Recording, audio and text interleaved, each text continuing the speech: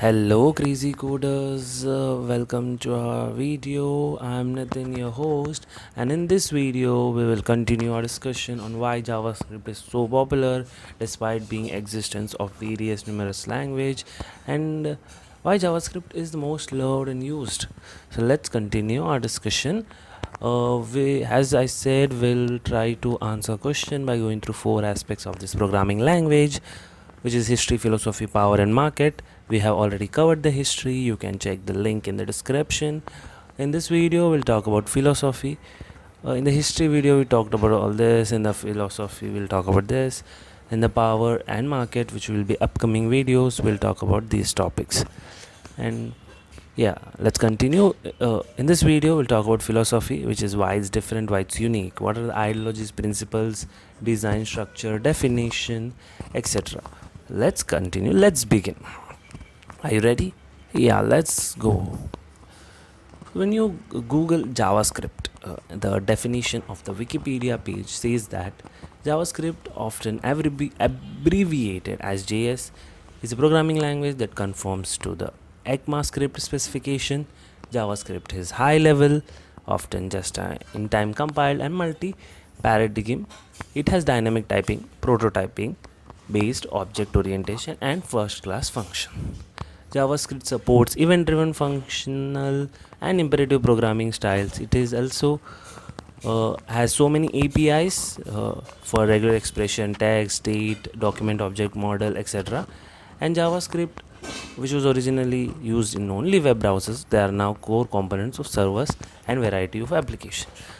And we'll go through all the highlighted terms so that you get clear picture of how JavaScript is actually working.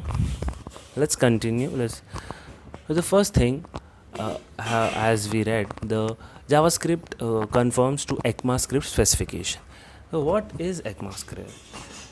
It is a JavaScript standard meant to ensure the interoperability of web pages across different web browsers, because there exist numerous scripting languages as discussed in the history video. So to maintain interoperability, to maintain a uniformity between browsers which use JavaScript, we have JavaScript has been standard, right? That's what it means. And ECMAScript is a language which JavaScript conforms to. Talking about high level language, as you can read this code snippet which is used, it is a code snippet to change the color of a background. So first line says let colors, and it kind of square brackets, but the important thing to note here is while you read this code snippet you understand it very clearly, but when that's what it means. High level means it is very easy to code, it's human readable. So JavaScript is an high level language, which means you write code in a very humanly manner, rather than machine code or assembly code, which is not feasible for humans to understand very easily. So this you can see, let colors, let button dot add event listener, the very normal English words, and this way of coding is known as high level coding, and JavaScript supports it. JavaScript is a high level language. Just in time compilation, JIT. JIT compilation is the combination of two traditional approaches to translation to machine code. So one famous approach to translate any code into machine code is ahead of time compilation, which happens in C and C++.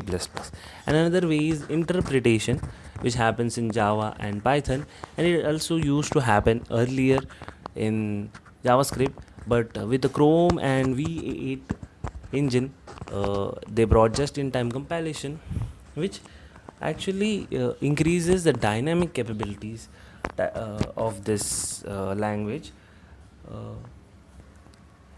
Compilation is a form of dynamic compilation and also adaptive optimization as dynamic recompilation and micro architecture specific speedups. So actually this helps in speeding up the execution of a particular source code, What basically happens is in C and C++, it first converts into machine code. If it is compiled to exe, and then exe is made to run. But in interpretation, which is Java and Python, it is first converted into some form of code, and then it is interrupted by machine. But just in time compilation means it is compiled and interrupted at the same time during execution only, which helps in speeding up, right? The great thing about JIT compile is that once the code starts running, it is able to optimize every browser, and runtime in general probably implements their own version of a JIT compiler. So main thing is its optimization. And it's JavaScript is a multi-paradigm language, which means it supports various forms of programming styles.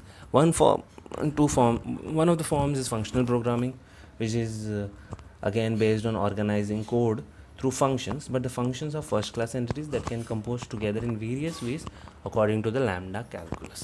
And object oriented programming is based on organizing code through objects, which encapsulates both data and behavior methods of function. So basically you create bunch of functions and then interact with each other to perform a particular task. In object oriented programming, you create class and you define states and behaviors for that class, and then you create objects. So that was the meaning. The dynamic typing. In JavaScript, there are only three ways to declare a variable, which is var, let, const. But in C++, there are int, double, char, string. There are many ways to declare a variable, but this depends on the way you want the variable to be used, like which data you want to store in a particular variable. But in JavaScript, it is not that. You can declare a variable and store any kind of number in it or any kind of data. But that's the advantage of the JavaScript, that you don't have to initially mention the use of the variable, the use type of data that's stored in a variable. But in C++ it does not happen. That's why it's called static typing. Prototype based. The prototype based is an amazing concept. When prototype based programming is a style of object oriented programming in which behavior reuse is performed via process of reusing objects that serve as prototypes. So you might have heard the concept of inheritance, but that used to happen in only classes. But in JavaScript, you can actually inherit an object as a form of prototype. In prototype based language, there are no explicit classes. Objects inherit directly from the object through a prototype property. So this actually enhances the usability of objects as well. Coming back to the JavaScript definition, again we covered all these topics, and moving ahead, we have event driven functional and imperative programming. Same functional imperative, the meaning remains the same, but event driven means you have the ability to act according to the events of the user. That means of course it is a browser based API. It has Ajax, which has dynamic capabilities. That's why it supports event driven programming. There's a lot of APIs as discussed, and the runtime system and Node.js will cover in detail with power section, because that is so much power to JavaScript. The influence of Java. JavaScript was designed with Java syntax and standard library in mind, and all Java keywords were reserved in original JavaScript.